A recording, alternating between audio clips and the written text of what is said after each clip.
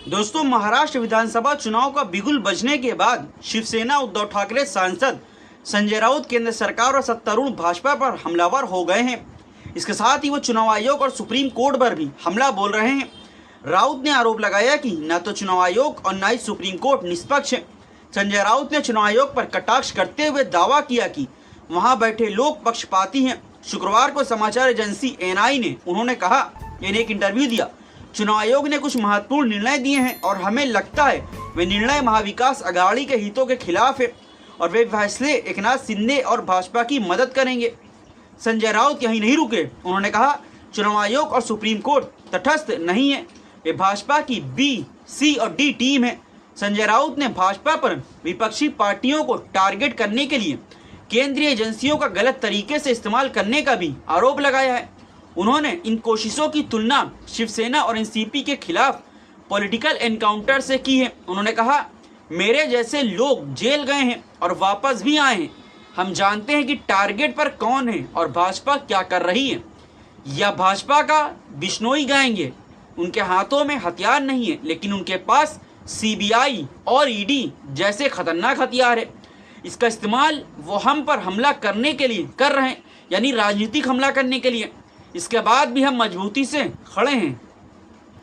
दोस्तों, वहीं महाविकास अघाड़ी में सीट बंटवारे के मुद्दे पर राउत ने कहा कि राज्य की 288 में से अधिकांश सीटों पर गठबंधन के बीच सहमति बन चुकी है और कुछ सीटों पर पेच फंसा हुआ है। उन्होंने कहा कि वह सीट बंटवारे को अंतिम रूप देने के लिए वो आज ही राहुल गांधी से बातचीत करेंगे, क्योंकि कुछ सीटों पर लंबे समय से गतिरोध बना हुआ है। उन्होंने सीट बंटवारे में हो रही देर और सहयोगी दल कांग्रेस पर भी नाराजगी जताई है। कहा कि वे लोग हर एक लिस्ट मंजूरी के लिए दिल्ली भेजते हैं, यानी हाईकमान के पास। उन्होंने कहा कि एनसीपी और शिवसेना के बीच कोई बड़ा मतभेद नहीं है, कांग्रेस में भी नहीं है, लेकिन कुछ सीटें ऐसी हैं जिन पर तीनों पार्टियां दावा करती हैं। नाना पटोले महाराष्ट्र में हमारे सहयोगी हैं, लेकिन कुछ सीटों पर समस्या है, उसे जल्द सुलझा लिया जाएगा। दोस्तों, आपको और बता दें कि महाराष्ट्र में विधानसभा चुनाव 20 नवंबर को एक ही चरण में होंगे। चुनाव आयोग ने मंगलवार यानी 15 अक्टूबर 2024 को महाराष्ट्र और झारखंड में विधानसभा चुनाव की तारीखों की घोषणा की थी।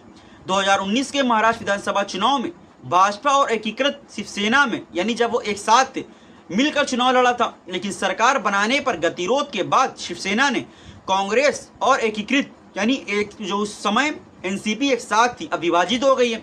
उन्होंने साथ मिलकर महाविकास अघाड़ी यानी एमवीए गठबंधन बनाया और राज्य में सरकार भी बनाई थी। हालांकि इस बार शिवसेना यूबीटी उद्धव ठाकरे की, शरद पवार की एनसीपी और कांग्रेस सत्तारूढ़ भाजपा के नेतृत्व वाले महायुति गठबंधन का मुकाबला करने के लिए गठबंधन में है। इस साल हुए लोकसभा चुनाव में एमवीए ने राज्य की 48 लोकसभा सीटों में से 30 पर जीत हासिल की थी, तो दोस्तों बड़ी बात थी। जबकि सत्तारूढ़ गठबंधन ने महज 17 सीटों पर ही जीत हासिल की थी। जबकि सत्तारूढ़ एनडीए गठबंधन यानी महायुति मौजूदा समय महाराष्ट्र की सरकार में, तो ये हाल है, एक सीट निर्दलीय उम्मीदवार के खाते में भी गई थी। दोस्तों, आपको आज का वीडियो कैसा लगा नीचे कमेंट करके हमें जरूर बताएं। और हाँ, ये वीडियो अच्छी लगे इस वीडियो को लाइक और शेयर करना ना भूलें। साथ ही हमारे यूट्यूब चैनल को सब्सक्राइब करें। दोस्तों, फिर मिलेंगे कुछ और अन्य नई खबरों को लेकर। तब तक के हमें इजाजत दें। जय हिंद।